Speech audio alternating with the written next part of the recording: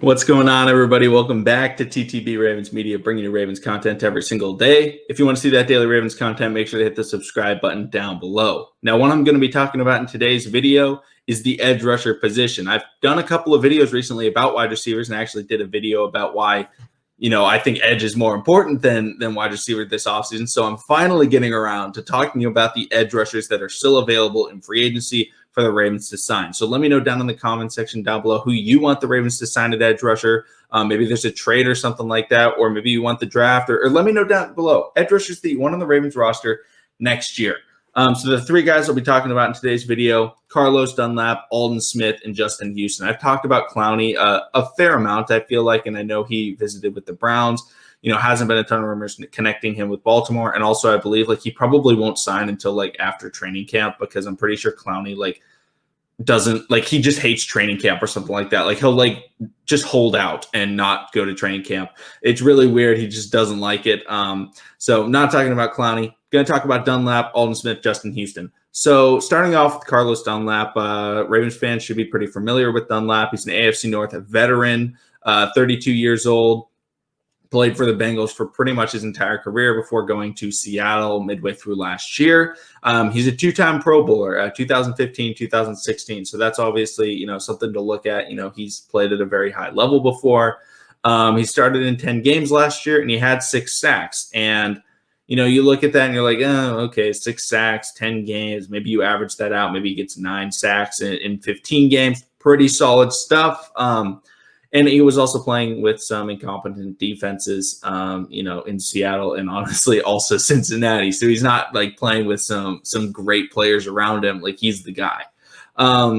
You look at what he's done. He's only ever had one 10-sack season in his career, and that was, I believe, in 2015 when he was a Pro Bowler.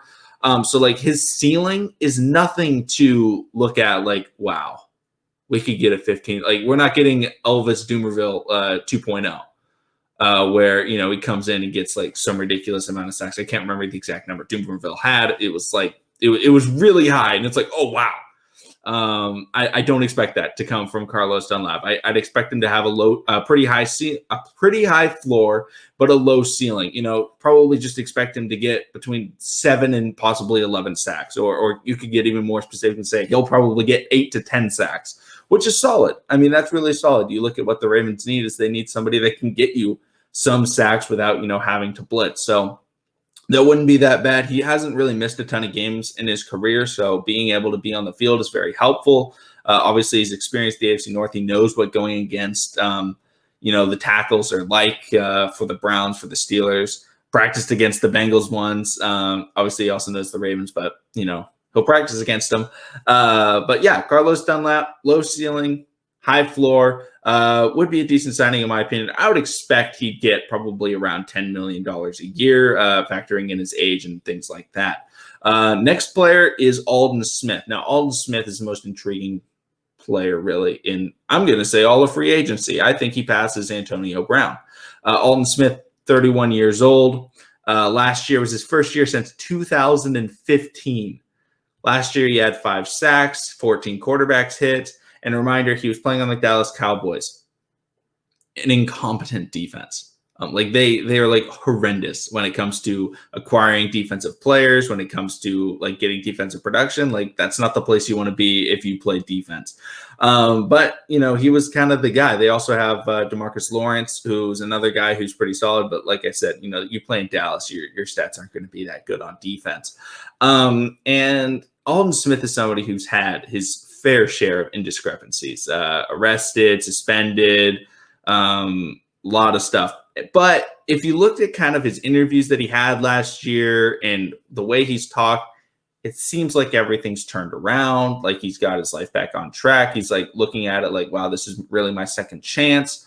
So I'm going to say it right now. I doubt he gets suspended, knocking on wood, just because, I don't want him to get suspended. But you look at what his ceiling is. You look at his first 2 years in San Francisco.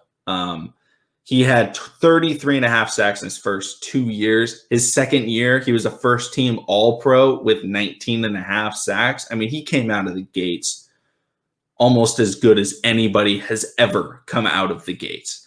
into the NFL. And then the problem started to happen. He wasn't able to play a lot of games.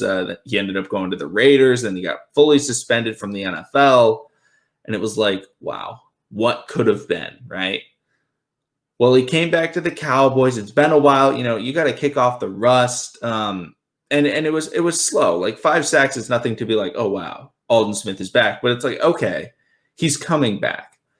Could Wink Martindale maximize full potential? Probably not. Like, I don't. If the Ravens signed Aldon Smith, I wouldn't be looking at it like, wow, he could really get his 20 sacks. Like, no, that's probably not going to happen. But his ceiling could possibly be 14 or 13 or 14 sacks. Could be like, oh, like that would be a monster addition for the Ravens defense. They haven't had a 14 sack guy in forever. So and that's the ceiling. Like I said, very high ceiling would be around 14 sacks, which is like, okay, that would make the defense scary good.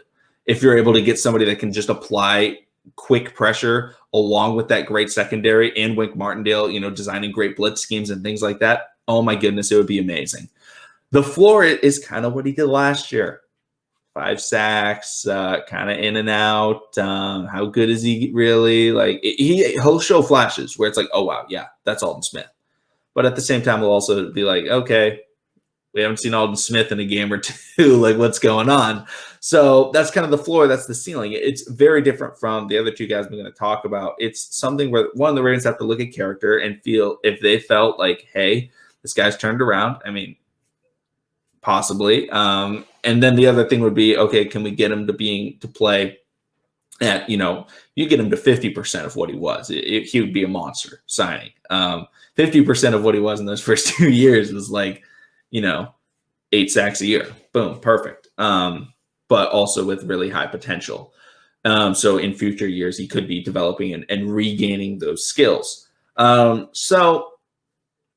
Ceiling's the roof, as Michael Jordan has once said, but also low floor. So it'd be very, very interesting. Like I said, most intriguing free agent really that's out there because, absolute monster, but also could be like, just like a below average edge rusher. The final guy that I'm talking about is going to be Justin Houston. Justin Houston, 32 years old, prominent veteran, 4-time Pro Bowler with Kansas City, led this league in sacks with 22 sacks back in 2014. That's not something I'm expecting. Last 2 seasons in Indianapolis, he's combined for 19 sacks, on average 9.5 per year. Very, very solid, right around a 10-sack guy. He had 9+ sacks in the 2 years before coming to Kansas, but when he was in Kansas City before going to Indianapolis. And so you look at that and you're like, okay, and in those 2 years, he was also a little bit injured. So you look at that and you're like, okay, wow, this guy's been pretty consistent over the last 4 years. The year before that, I believe he had a season-ending injury. So that would bring experience, it would bring leadership, and it would bring results to the Ravens. His ceiling is probably pretty similar to that of Dunlap, maybe a little bit higher. Like his ceiling, I would say, is maybe 10 or 11 sacks.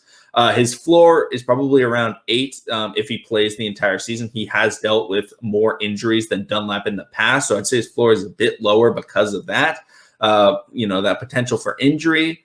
But overall, my ideal situation would be to sign Aldon Smith and Justin Houston and then fully attack the wide receiver position in the draft. Now, with the Ravens, reportedly having offered big deals to T.Y. Hilton, they gave good offers to Juju Smith-Schuster. Like, it seems like they're really trying to get a wide receiver, so I expect them to spend money there. So I doubt that my dream scenario of Aldon Smith and Justin Houston would work out.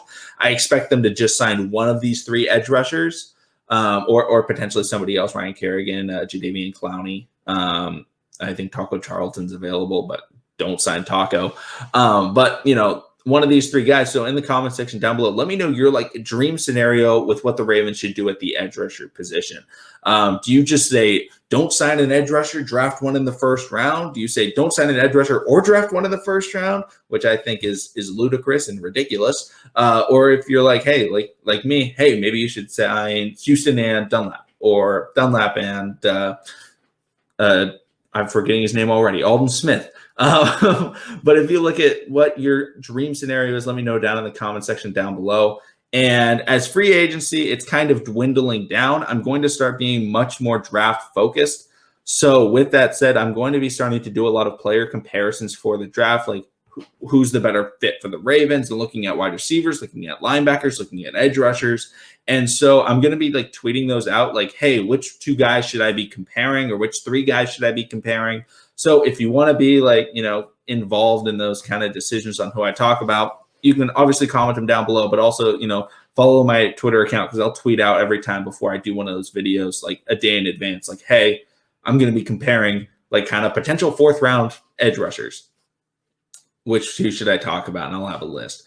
So that's going to be it for today's video. Make sure to subscribe to see more Daily Ravens content. Comment down below your thoughts and opinions. Like the video if you like the video. But thank you, everybody, for watching. I'll see all of you again tomorrow.